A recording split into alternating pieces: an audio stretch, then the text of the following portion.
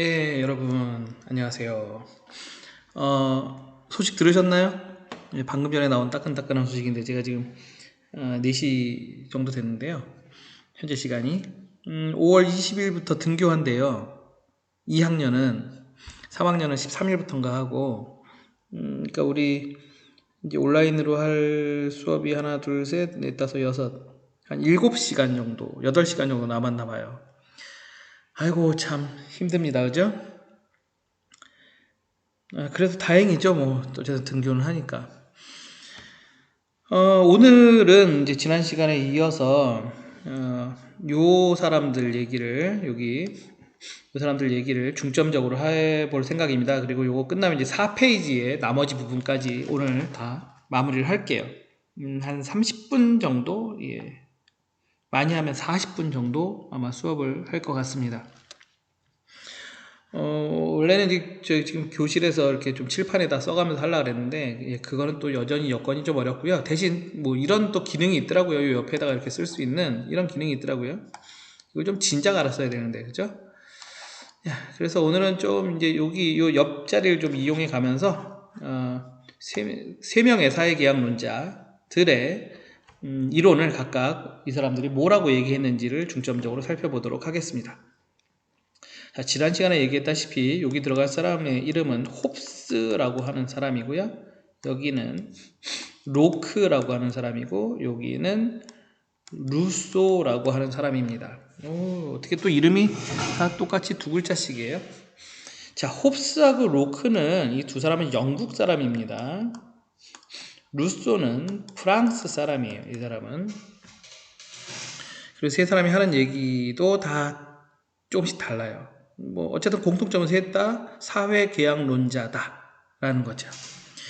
자, 세 사람의 얘기를 이론을 한번 쭉 살펴보도록 하겠습니다. 우선 홉스 얘기부터 해보도록 할게요. 자, 홉스입니다. 토마스예요. 토마스 홉스예요. 이름은 토마스 홉스는 아직까지 그 영국에서 절대왕정이 완전히 깨지지 않았던 시절에 이 사회계약론을 얘기했다 그랬죠. 그러다 보니까 이 홉스는 이렇게 좀 얘기를 세게 하질 못해요. 그래서 미리 얘기를 하자면 홉스는 절대왕정을 옹호하는 입장을 취합니다. 애매하게도. 사회계약론자임에도 불구하고 애매하게 절대왕정을 좀 옹호하는, 군주제를 옹호하는 그런 입장을 취해요. 이 홉스, 로크, 루소의 차이를 알아보려면 제일 먼저 이 얘기부터 봐야 돼요. 국가라는 게 존재하지 않았던 자연 상태에서 자연 상태는 어떠했는가, 사람들의 삶은 어떠했는가에 대한 이 가정부터 살펴봐야 합니다. 이 가정에 따라서 그 뒤의 논리가 달라져요. 자, 우선 홉스는요, 뭐라고 얘기하냐 하면, 자연 상태는 배고픈 늑대들이 서로를 잡아먹기 위해서 으르렁거리고 있는 상태라고 봐요. 만인, 모든 사람에 대한 투쟁 상태. 이렇게 봅니다.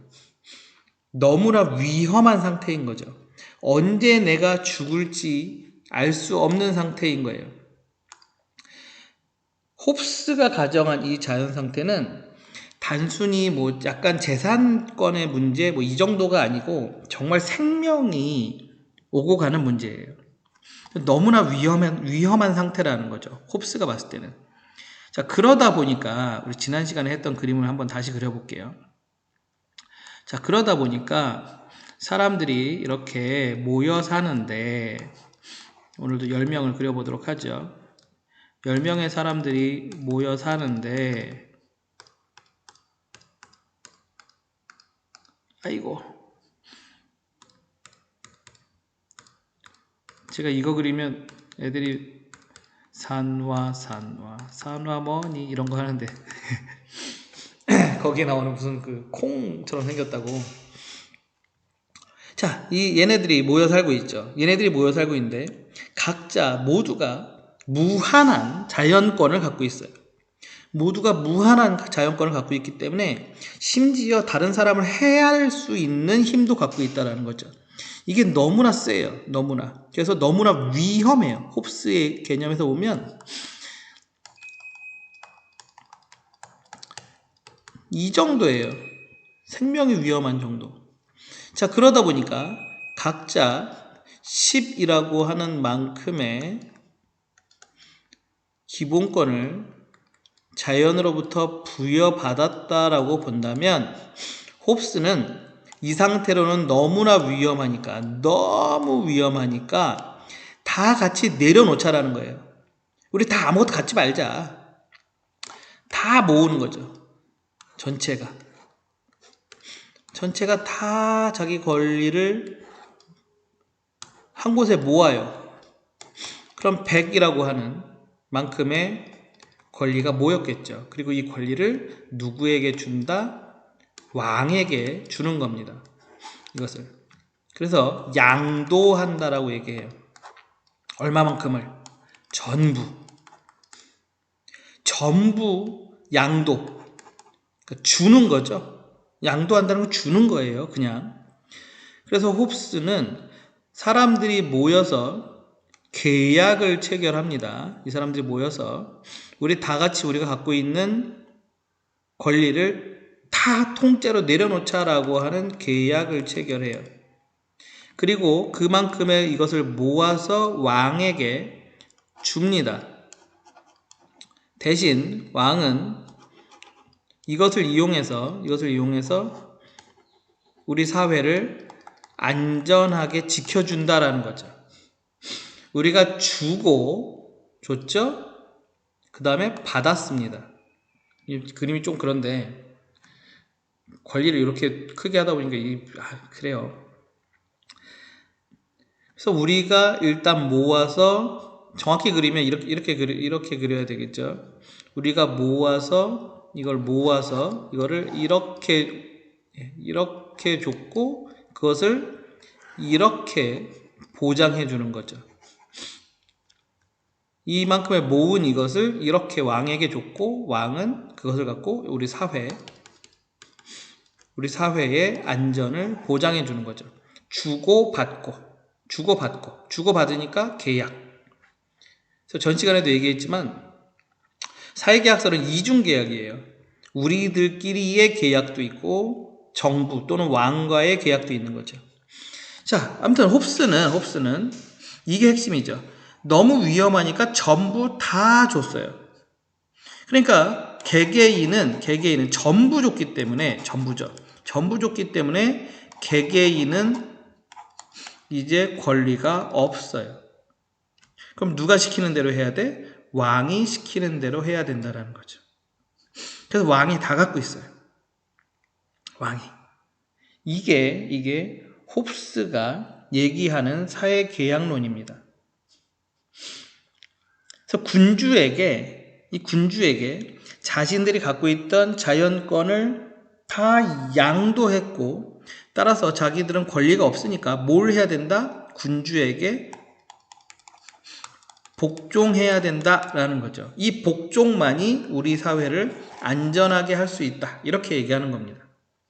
그래서 복종이라 그러니까 왕정을 옹호하는 태도를 갖고 있는 거죠. 그래서 홉스는 자, 절대적 권력을 행사하는 통치자. 이게 누구겠어요? 왕이죠, 뭐. 왕에 의한 전제 정치를 옹호합니다. 이게 홉스의 사회 계약론이에요. 근데 저는 시간에도 얘기했지만 홉스가 살던 시절에는 이 정도 얘기해야지 이거보다 더 뭐 세게 얘기하면요 홉스 머리 잘렸을 거예요. 그러니까 이 정도 얘기할 수밖에 없었던 거죠. 자, 홉스 이제 이해하시겠죠? 홉스 얘기의 가장 핵심적인 거는 그래서 전제 정치를 옹호했다 이런 거죠. 그 부분이 핵심이다. 자, 그 다음 얘기로 가보도록 하죠. 그 다음 얘기는 이거 한 방에 지울 수 있는 방법. 또 그 방법을 알게 될 때쯤 되면 여러분 교실 오시겠죠? 아마 기능을 하나씩 배워가고 있는 것 같아요. 이건 뭘까요? 이건 스티커구나. 예, 그 다음 얘기로 가볼게요. 참 혼잣말도 잘해요, 점점. 아이고, 여기도 지웠네요. 자, 그 다음 이제 홉스. 그 다음에 로크 아저씨 얘기로 가보도록 하죠. 자, 로크도 영국 아저씨입니다. 로크도 영국 아저씨인데, 로크는 뭐라고 얘기하냐면, 자연 상태가 만인에 대한 만인의 투쟁 상태는 아니야. 그건 너무하잖아. 그건 너무 쎄. 자, 인간이 그래도 이성이 있는 사람들인데 그 정도는 아니지 않니? 라는 거죠. 만인에 대한 만인에 대한 투쟁 상태, 막 배고픈 늑대가 서로를 잡아먹기 위해서 막 서로 으르렁거리고 있는 이런 상태, 이거는 인간 사회가 아니잖아요. 로크가 보기엔 이건 인간 사회가 아니에요. 그냥 이거는 무슨 세렝게티 야생이지 인간 사회라고 부를 수 없어요. 그래서 로크 생각에는 자연 상태가 평화로워요. 그러니까 누가 보장하냐면 자연법이라고 하는 게 보장하는 권리가 있고요. 그리고 사람들이 이성이 있기 때문에 로크가 생각하는 자연 상태는 나름 평화로워요. 나름 평화로운데 완전한 평화는 아니고 뭐가 있다? 항상 불안하다는 거죠. 항상 불안해요. 왜냐하면 권리가 침해될 위험성이 있어요. 그러니까 권리의 보장이 완벽하지 못해요. 왜냐하면 누군가, 모든 인간이 다 이성적이진 않잖아요. 누군가 이 이성에 의해서 유지되는 평화를 깨버릴 애가 나올 가능성이 다분히 있어요. 그래서 좀 불안한 상태인 거죠. 은근 불안하다. 특히 로크는 특히 뭐를 강조하냐면 이 재산권을 굉장히 강조합니다. 아까 홉스는 거의 생명권이죠. 그나마 목숨까지는 아니니까요. 그래서 로크는 이 재산권에 대해서 이 재산권이 침해될 가능성이 굉장히 높다, 다분하다. 그래서 평화로운 사회이지만 은근 불안하다. 이렇게 보고 있는 거죠, 자연 상태를. 자, 그러면 어떻게 해야 되느냐? 아까 그 그림 이제 손발을 안 그려요, 이제. 자, 또 사람들이 있다고 쳐봅시다. 자, 이 사람들이 모여 살고 있는 사회가 있는 거죠. 그리고 아까처럼 각자 10만큼씩의 이 숫자는 10이라는 숫자는 그냥 제가 마음대로 넣는 숫자예요. 100이라고 해도 되고요. 1이라고 해도 되고요. 여러분 마음대로 하시면 됩니다. 자, 이 10이라고 하는 만큼의 권리 중에 일정 부분을 떼어내자라는 거죠. 이렇게 뭐 한 반씩 띄자. 아까 홉스는 뭐라 그랬죠? 다, 전부 다 라고 했는데 로크는 그게 아니고 이렇게 해볼까요? 요만큼씩만 떼어내자. 요만큼씩만. 나머지는 네가 가져 라는 거죠. 나머지는 네가 가져. 그래서 이렇게 떼어내자. 이렇게. 아이고, 얍. 요만큼씩만 우리 떼어내자. 그래서 얼만큼? 50이라고 하는 만큼을 모았잖아요. 자, 이렇게 모은 거를 누구에게 줄 거야? 아까는 왕이었는데 지금은 정부라고 부를 거예요. 왜 자꾸 예로 쓰고 있을까요? 자, 정부라고 하는 애를 구성해서 이거를 얘네한테 주는데 그냥 주는 건 아니고 위임 할 거예요. 위임인데 100이 아니고 50만 주잖아요. 그래서 전부 다 주는 게 아니고 일부만 주는 거예요. 일부만. 그래서 일부를 위임해 줍니다. 또는 어떤 책에는 뭐 양도라는 표현도 쓰긴 써요. 일부 양도설이라고도 하긴 하는데 정확한 표현으로는 양도보다는 위임이 맞아요. 위임은 맡긴다는 뜻이잖아요. 맡긴다. 잠시 동안 그런 권리를 네가 할 수 있게 허락해 줄게. 이런 뜻이잖아요. 위임은. 양도는 그냥 통째로 주는 거고요. 이게 완전히 다르죠. 개념이. 그래서 어떤 책들은 양도라고도 하는데 정확한 표현은 양도보다는 위임이 맞습니다. 자, 그러면 이제 너는 뭘 해? 이 50이라는 힘, 이게 매개체가 되는 거잖아요. 이 50이라는 힘을 갖고 너는 뭐 해? 우리 사회의 안전을 보호해줘. 라는 거죠.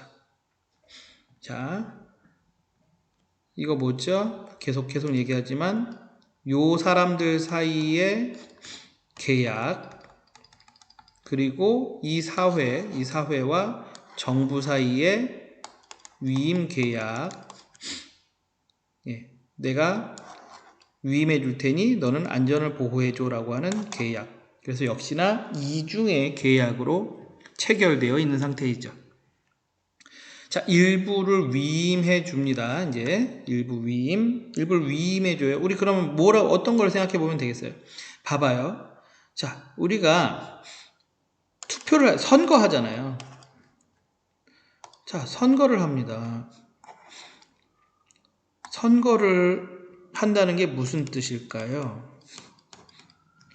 내가 정책 결정에 할 수 있는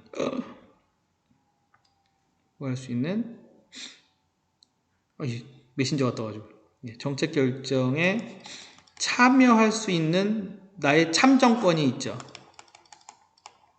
이건 모든 국민이 다 갖고 있는 참정권은. 그거를 내가 직접 하지 않고 누구한테 줬죠? 우리가 선거라는 걸 통해서 대표자를 뽑잖아요. 그리고 이 대표자들에게 정책 결정에 참여할 수 있는 나의 권리를 얘네한테 뭐 해줬죠? 위임해줬죠. 그래서 국회의원들이 자기 지역구 또는 국민의 대리인이 되는 거죠. 국민의 대표자가 되는 거잖아요. 이게 바로 위임입니다. 이게 바로 위임. 우리가 선거를 하는 것이, 국회의원을 뽑는 것이 위임해주는 행위가 되는 거예요. 거기에서 그 행위 자체가. 자, 그러면 이거 잠깐만요. 얘를 보고 가야 될 것 같아요. 네, 그러네요. 자, 그러면 이게 무슨 뜻입니까? 대표를 선출하는 방식으로 정치를 하면 된다. 이런 뜻이잖아요. 그래서 로크는 형광펜으로. 그래서 로크는 요걸 얘기합니다. 간접민주주의를 얘기해요. 이게 아니라 얘인데, 예. 아이고, 색깔이, 예. 로크는 간접민주 정치를 주장해요. 우리가 선거를 해서 대표자를 뽑는 게 간접민주 정치잖아요. 자, 로크는 간접민주 정치를 얘기하고요. 영국답게 입법권과 집행권의 분리를 얘기합니다. 이권 분립의 형태죠. 법을 만드는 것과 그 법을 집행하는 것을 분리해야 된다. 이렇게 얘기를 하고요. 자, 그리고 영국 사람이잖아요. 영국 사람이다 보니까 영국적인 전통에서 나온 얘기예요. 그럼 영국이 명예혁명 했잖아요. 시민혁명, 각 나라의 시민혁명의 특징을 설명 안 하고 그냥 넘어가려니까 이게 자꾸 또 이쪽으로 넘어가게 되는데, 그리고 봐봐요. 영국도 절대 왕정이었단 말이죠. 근데 영국의 시민혁명이 명예혁명으로 영국의 왕은 군주는 군림하되 다스리지 않는다라고 하는 형태로 바뀌어요. 그게 뭐냐면 입헌군주제예요. 입헌군주제. 헌법으로 다스리고 군주는 있지만 군주가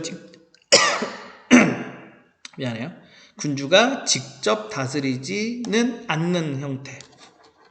헌법에 의해서 다스리는 형태. 그걸 뭐라고 불러요? 입헌군주제라고 부르죠. 그러니까 전제군주제냐, 여기는 절대왕정은 전제군주라고 부르는 거거든요. 전제군주냐, 입헌군주냐, 이 차이가 생기는 거죠.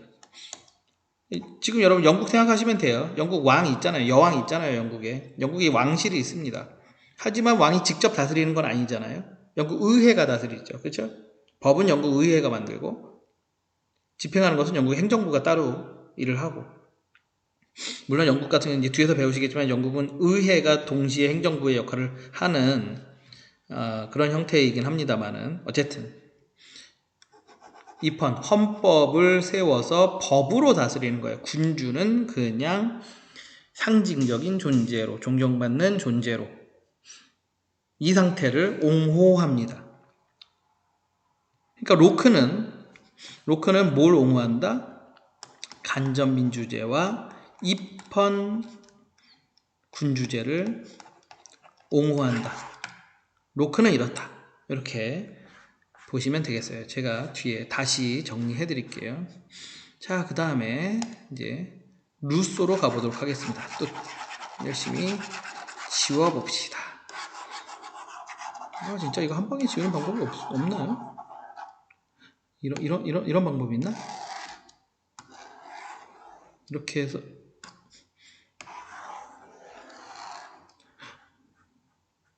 딱 지우면 아닌가봐요. 아닌가봐요. 뭔가 시도해봤는데 아닌가봐요. 이거 진짜 매뉴얼을 하나 구하든지 해야지. 자, 또 혼잣말 하면서, 자, 이제 루소 얘기로 가보도록 하겠습니다. 루소는 프랑스 아저씨입니다.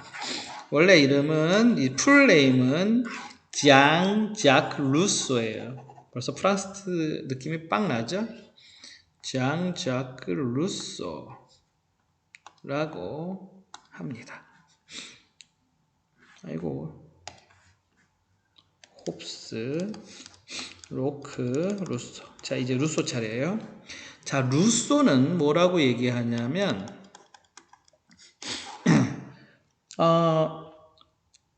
자연 상태는 평화롭고 평등하고 행복하고 좋아요. 좋은 상태예요. 루소는 이렇게 얘기해요. 루소는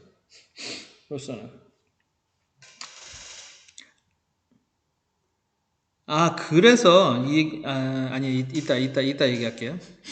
총정리하면서. 자, 이렇게 루소가 생각하는 자연 상태는 되게 좋아요. 그런데 우리 이제 사적 소유라는 게 생겨요. 인간들이 살다 보니까 사적 소유라는 게 생겨버립니다. 사적 소유는 쉽게 얘기해서 사유재산을 생각하시면 돼요. 물론 분명히 얘기하면 사유재산 제도와 사적 소유 제도는 다릅니다. 그러니까 사유재산 제도는 그냥 자기 재산에 대한 얘기고요. 사적 소유는 이건 생산수단의 사적 소유예요. 생산수단의 사적 소유. 예를 들면 토지, 아니면 아무튼 생산수단. 자, 어쨌든 이런 이제 사적 소유가 생기면서 여기서부터 뭐가 생겨났다? 불평등이 생겨났다라고 보는 겁니다. 이게 이제 루소의 생각이에요. 자, 그래서 이 불평등해지니까 어떤 문제가 생기냐 하면, 루소 생각은 조금 이제 복잡해요. 조금. 자, 루소는 사람들이 일단 다 행복하게 사니까 사람들이 모여서 계약을 체결하는 그 이유가, 다시 10명이 또 모였는데, 얘네가 모여서 사회가 얘네가 계약을 체결하는 그 이유가 앞에 있었던 홉스나 로크와는 달라요. 홉스나 로크나 어쨌든 큰 틀에서 보면 불안함이잖아요. 홉스나 로크나 큰 틀에서 보면 사회의 안전을 누군가에게 보호해달라고 얘기하는 거잖아요. 그런데 비해서 루소는 다르게 얘기합니다. 루소는 뭐라고 얘기하는 거냐면, 우리가 불안하지 않아. 우리 괜찮아. 라고 얘기합니다. 그럼에도 불구하고 우리가 계약을 맺고 정부라고 하는 것을 구성해야 되는 이유는 뭐냐 하면, 우리가 다 같이 살고 있잖아. 같이 살고 있잖아. 같이 살고 있다 보면 뭐를 해야 되냐면 공공의 이익을 실현하기 위한 어떤 사업들을 해야 돼. 이런 얘기를 하는 거죠. 우리가 공공의 이익을 실현하기 위한 어떤 사업들을 해야 되는데 이건 개인이 할 수 있는 건 아니잖아. 그러니까 우리가 계약을 맺어서 뭘 해? 정부를 구성하고 이 정부한테 공공의 사업을 시키면 되잖아 라고 얘기하는 겁니다. 그러니까 이걸 하기 위해서 정부가 필요하다는 거죠. 앞서 있었던 홉스나 로크는 사회 안전 보장을 위해서 정부가 필요하다면 루소는 그게 아니라 사회 전체의 이익을 실현하기 위한 어떤 사업들을 해야 되는데 그것을 위해서는 정부가 나서야 된다. 그래서 정부를 구성해야 된다. 이렇게 얘기하는 게 루소입니다. 자, 그래서 루소는 이런 얘기를, 이 루소의 핵심인데 루소는 일반 의지라는 것을 강조합니다. 일반 의지라 하는 것은 무슨 뜻이냐면 쉽게 설명하면 본인 자기 자신의 이익이 아니라 사회 전체의 공익을 생각하는 마음, 그걸 일반 의지라고 불러요. 사회 전체의 공익을 생각하는 한 사람 한 사람의 그 좋은 마음들이 모이면 그것을 일반 의지라고 불러요. 한 명 한 명의 마음은 아니고요. 한 명 한 명이 좋은 마음, 선의의 마음을 갖고 이 공공의 이익, 이걸 해야 되니까. 이거 공공의 이익. 이 공공의 이익을 추구하고자 하는 한 명 한 명의 마음이 다 모이면 우리는 그것을 선한 집합체, 선한 마음의 집합체인 일반 의지라고 부릅니다. 그런데 이 일반 의지는 무엇 때문에 깨질 수 있냐면 이 사적 소유로 인해 깨질 수 있어요. 말 되게 힘들어지죠. 왜냐하면 사적 소유로 인해서 불평등이라는 게 생겨났고 이 불평등이 생기니까 사람들이 이게 생기는 거죠. 사욕이 생겨요. 사욕이 생기니까 공공의 이익보다는 자신의 이익을 추구하는 경우들이 생겨요. 그러면 어떤 게 문제가 생기죠? 이 일반 의지가 잘 안 모인다라는 거죠. 이런 문제가 있다라고 보는 거예요. 그래서 루소는 이 사적 소유가 나쁜 놈이라고 얘기합니다. 루소는 사적 소유는 나쁜 놈이야. 이거 있으면 안 돼라고 얘기해요.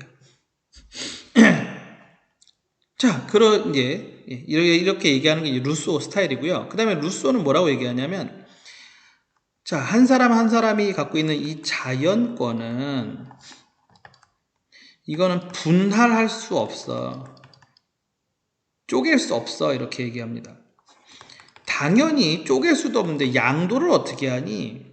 이거 안 돼. 나의 그 선한 의지 하나하나를 어떻게 쪼개고 어떻게 그걸 양도해. 내가 갖고 있는 내 권리를 어떻게 쪼갤 거야. 나의 자연권인데. 자연권은 절대적인 건데. 루소는 이렇게 얘기해요. 그렇기 때문에 루소는 로크처럼 쪼개서 누군가에게 양도해 줄 수 없다. 그럼 뭘 해야 된다? 직접 민주주의 해야 된다. 이렇게 얘기하는 거죠. 그래서 그래서 루소는 이게 핵심입니다. 직접 민주정치. 이게 핵심이에요. 루소는 직접 민주주의 해야 된다. 뭐를 갖고? 일반 의지를 갖고. 이게 루소의 사회계약론입니다. 자, 일단 여기까지 3명을 얘기했는데요. 제가 아직 아주 중요한 거 하나를 얘기 안 했어요. 뭘까요, 그게? 이 부분 조금 미리 예습한 친구는 알 건데 아주 중요한 얘기 하나를 안 했어요. 그게 뭐냐 하면 우리 이거잖아요. 근대 시민혁명의 사상적 배경이에요. 그 중에 이 사회계약설이 있는 건데, 시민혁명을 이 사회계약설에 근거해서 시민혁명을 일으켰단 말이죠. 그러니까 시민혁명의 정당성이 어디서 오냐? 사회계약설에서 와요.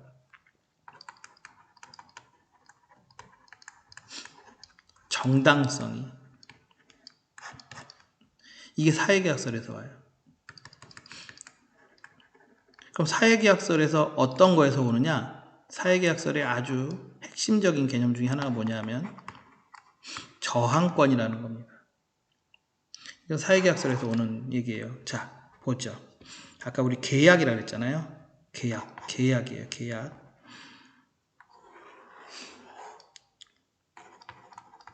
이제 빨리 그리니까 이제 뭐 이렇게 사람들이 아까 우리 사회죠. 자, 우리 사회입니다. 이 사회가 이 내부적으로 계약을 맺었고, 그 다음에 정부를 구성했죠. 자, 정부를 구성했어요. 그리고 우리의 권리를 얘네한테 위임해줬죠. 일부를 위임해줬어요. 그리고 얘는 뭘 해야 되죠? 계약 내용으로 보면 사회를, 우리의 권리를 보호해야 돼요. 우리의 안전을 보장해야 돼요. 이게 계약서의 내용이에요. 계약 내용이 이거라고요. 우리가 너한테 이만큼을 위임해 줄 테니 너는 그걸 이용해서 뭘 해야 된다? 우리의 권리를 보호하고 우리 안전을 보장해야 된다. 이게 계약 내용이라고요. 근데 정부가 이 계약 내용을 깨버리면 어떨까요?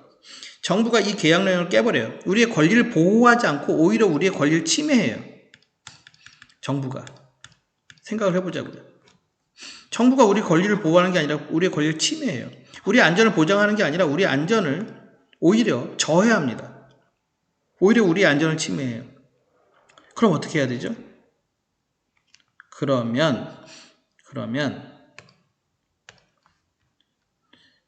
새로운 정부를 구성할 권리가 새로 생깁니다. 이 새로운 정부를 구성할 권리, 기존의 계약을 파기하고 새로운 정부와 새로운 계약을 체결할 권리가 생기는데, 왜냐하면 이거 계약 관계니까요. 계약 관계는 한쪽에서 계약을 안 지키면, 계약성을 안 지키면 그건 계약 위반이잖아요. 그러니까 정부가 계약 위반을 하면 우리는 걔랑 더 이상 거래할 필요가 없다는 거죠. 그리고 새로운 정부를 구성할 수 있는 권리가 생겨요. 이 권리를 뭐라고 부른다? 이거를 저항권이라고 부른다. 이거를. 자, 그렇기 때문에 자, 절대 왕정 체제에서 이 왕들이 우리의 권리를 보호하고 우리의 안전을 보장해주지 않고 오히려 우리의 권리를 빼앗고 우리의 안전을 오히려 침해했다라고 보는 거죠. 그러니까 우리는 이 얘하고의 계약 관계를 파기하고 새로운, 이제 이거 아니야 하고 새로운 계약을 체결할 수 있다라고 하고 이 절대왕정을 때려 부신 게 뭐다? 저항권이고 그것이 뭐다? 시민혁명이다. 이런 거죠.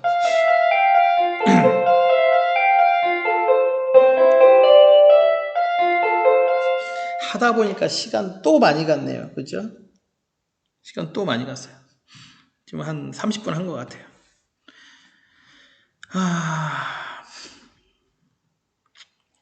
예, 이게 시간 많이 잡아먹어요.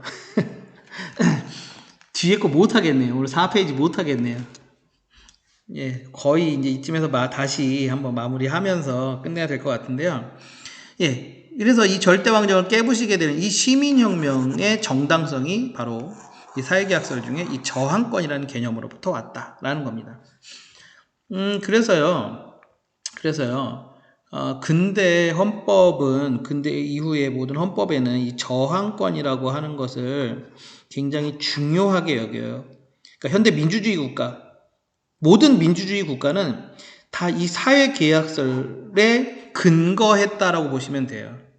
그러니까 미국, 영국, 프랑스, 독일, 이탈리아, 우리나라 다 사회계약설에 근거한 이 이론에 근거해서 지금 정부를 구성하고 있다라고 모두가 인정하고 있는 거죠. 그리고 사회계약서를 얘기하면 당연히 저항권을 얘기 안 할 수가 없어요.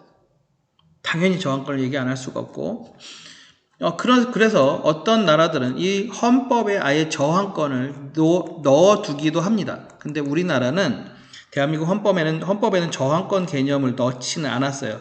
그러니까 공식적으로 넣지는 않았어요. 대신 비공식적으로는 집어넣었습니다. 대신에 원래는 처음에 87년 6월 항쟁 이후에 새로운 헌법을 만들 때 저항권을 아예 넣으려고 했는데 또 이 보수 세력이라고 불리우는 그 사람들이 이제 그 사람들의 저항이 있었고요. 그래서 공식적으로는 넣지 못하고 비공식적으로 그럼 이 정도 넣어서 우리 정신을 표현하자라고 했습니다. 그게 뭐냐면 대한민국 헌법 전문에 보면 헌법 전문이라고 있어요. 이 전문이라는 건 헌법의 정신을 밝혀놓은 겁니다. 여기에 보면 4.19 민주 이념을 계승하고 라고 써놨어요. 이 4.19 민주 이념, 이 4.19 혁명이 바로 우리나라에서 가장 대표적인 시민혁명인 거고요. 이 시민혁명이 뭐다? 이건 저항권의 발로다. 그래서 대한민국 헌법 전문에 4.19 민주 이념을 불이해한 거한, 앞에 불이해한 거한까지 있어요. 불이해한 거한 4.19 민주 이념을 계승하고 라고 넣음으로써 대한민국 헌법은 간접적으로 저항권을 인정한다라고 하는 표현을, 그러니까 저항권을 인정한다는 표현을 이렇게 간접적으로 표현하고 있습니다. 이 진짜 마무리. 자, 이 세 사람의, 이 홉스, 로크, 루소 세 사람의 얘기들을 핵심적인 키워드들로 마무리해 볼게요. 자, 홉스부터 볼게요. 자, 홉스 그러면 뭐가 나오면 홉스냐면 만인에 대한 뭐죠? 투쟁 상태. 이런 게 나오면 홉스예요. 그리고 홉스는 뭐라고 얘기했죠? 절대 왕정을 옹호했다. 또는 군주제를 옹호했다. 이렇게 얘기하면 홉스 얘기입니다. 자, 여기에 또 하나 할 얘기가 뭐냐면요. 이건 약간 윤리적인 관점에서 보는 건데, 홉스의 인간관은 선악설이다라고 많이들 얘기해요. 선악설. 그 동양 철학에 대비해 보면 홉스는 선악설이다 이렇게 얘기하는 거죠. 그럼 로크는 뭐냐? 자, 로크는 불안전이에요. 불안전.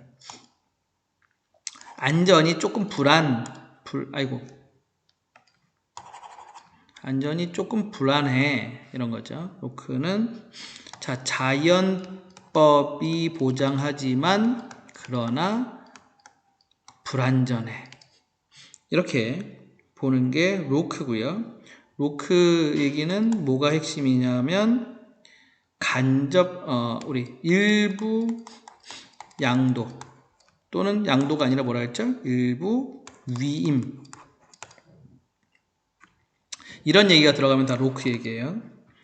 이런 얘기가 들어가면. 그리고 얘는 간접 민주 정치. 이러면 로크입니다. 자, 그러면 로크의 인간관은 뭘까요? 여기 선악설 나왔으면 이거는 흔히 백지설이라고 얘기합니다.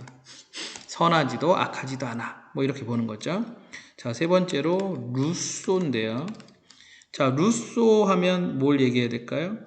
루소는 평화, 그러나 불평등. 요게 핵심인 거죠. 루소는 평화로운 사회이지만 불평등한 사회다. 여기에서 문제가 생겨요. 이 불평등에서 문제가 생긴다라고 보고 있습니다. 자, 그리고 루소 그러면 어떤 단어들이 중요하죠? 일반 의지라고 하는 단어가 들어가면 무조건 루소다 보시면 돼요. 그리고 뭐죠? 얘는 양도 불가. 뭐에? 권리에. 양도 불가. 그래서 뭐가 핵심이다? 얘는 간접민주제라면 얘는 직접민주제. 자, 요렇게 연결하시면 되는 거죠. 요렇게. 요거와 요거가 연결되고, 이런 단어들을 연결해서 보시고, 아, 요걸 안 썼네요. 그럼 루소는 뭘까요? 얘는 성선설 이렇게 보는 거죠. 그래서 요거와 요거를 연결해서 요렇게 이걸 할 거야. 예, 요렇게 구분해서 생각해 보시면, 이렇게 대비해서 살펴보시면 이 세 명의 사회계약론자의 얘기는 다 됩니다. 마지막으로 자꾸 하다 보면 자꾸 다음 얘기가 생각나가지고, 그 다음에 로크는요, 우리 아까 저항권 있었잖아요. 이 저항권은 로크 얘기예요. 저항권은 로크 얘기인데, 모르겠어요. 루소도 가만히 잘 보면 저항권에 대한 얘기가 나온다라고 하는 주장하는 어떤 학자들도 있습니다만은, 아직까지는 그러니까 저항권은 로크 얘기다라고 보시는 게 맞아요. 루소 얘기에서 저항권 얘기는 그렇게 논리적으로 저항권이 탁 오는 애는 아니에요. 루소는. 그래서 저항권의 얘기도 로크 얘기다, 이 정도로 이해하시면 되겠습니다. 그러면 지금 전 세계의 민주주의 국가들이 따르고 있는 사회계약서는 누구 거냐 보시면 로크 거라고 보셔야죠. 로크가 윈이고, 루소는 이런 거죠. 홉스는 너무 옛날 사람이고, 루소는 좋은데 너무 이상적이죠. 너무 이상적이고, 그래서 가장 적당한 지점을 찾아내는 게 로크였던 거고요. 특히 로크의 이 사회계약서에서 강하게 제기됐던 이 저항권이라고 하는 애가 시민혁명의 정당성을 부여해주는 이론이 되었던 거고요. 그러다 보니까 현대 민주주의 국가가 따르고 있는, 뭐 굳이 따르려고 한 건 아니지만 어쨌든 이렇게 현대 민주주의 국가를 구성하고 있는 사회계약론은 거의 다 로크의 이론에서 많이 받아들였다. 뭐 이 정도로 이해하시면 될 것 같습니다. 예, 짧게 한다고 해놓고 또 길게 갔어요. 다음 시간에 다음 페이지 4페이지 얘기하도록 하겠습니다. 그럼 여기서 마무리할게요.